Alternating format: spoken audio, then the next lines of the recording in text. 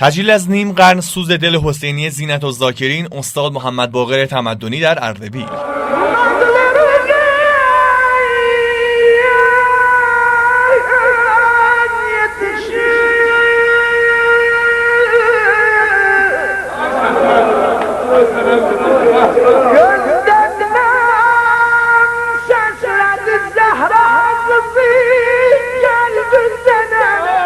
شهریور ماه سال 1325 در اردبیل به دنیا آمد. من çok yerde diyərəm və sabiqəsi də yoxdur. Deyərlər ustadın kimdir? Deyərəm ustadım anamdır. Çünki əvvəlin Nohəni anam öyrədib mənə. Heç yadımdan çıxmaz bu Nohə idi ki, Ya Rəbb, Hüseynin ol şeşkuşə qəbrini qismət elə, Allah ağuza qəbrini.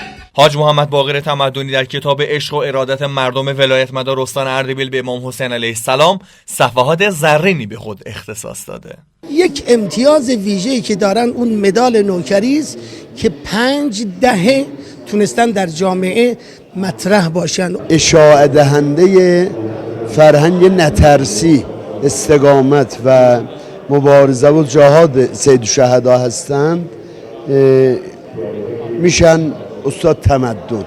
سوز دل و نوحه های او در بیش از نیم قرن از دل برخاسته و بر دل هم نشسته. آنچه خوبان همه دارند تو تنها داری. محمد باقر تمدن فقط از طریق خوندن خوب، مداحی خوب محمد باقر تمدن نشده.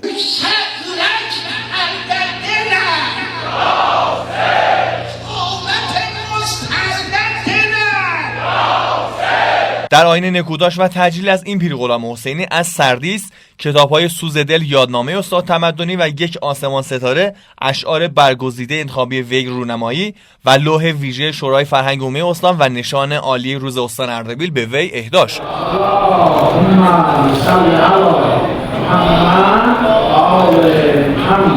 نماینده ولی فقیه در استان و امام جمعه اردبیل که سخنران ویژه این مراسم بود، مکتب امام حسین علیه السلام را مدرسه ایستادگی، مقاومت، بصیرت و آگاهی دانست و افزود.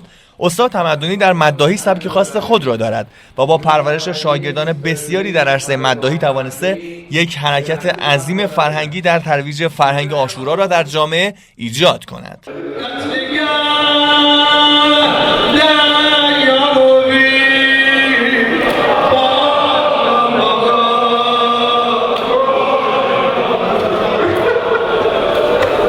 حقیقتا اردبیل مهد آواها و نواهای حسینی است که بزرگان عالم مرثیه مفاخری چون معززاده ها و محمد باقر تمدنی را در آغوش معنوی خود پرورنده است. سید محمد آسمی، خبرگزاری صدا و سیما، اردبیل.